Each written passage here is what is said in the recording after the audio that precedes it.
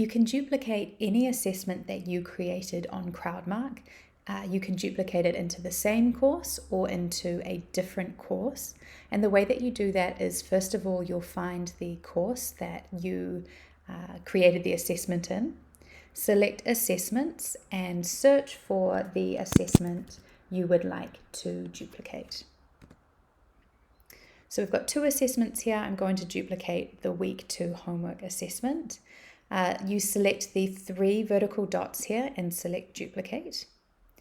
And then from here you can choose whether to copy it into the same course, which is Course A, or you can use the drop down here to duplicate the assessment into a different course. So once you've chosen which course you would like to duplicate the assessment into, we will give a title.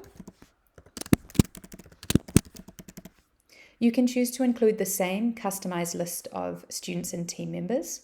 And if you had a comment library on the original assessment, you can choose to include that as well by selecting that box here and then select Duplicate.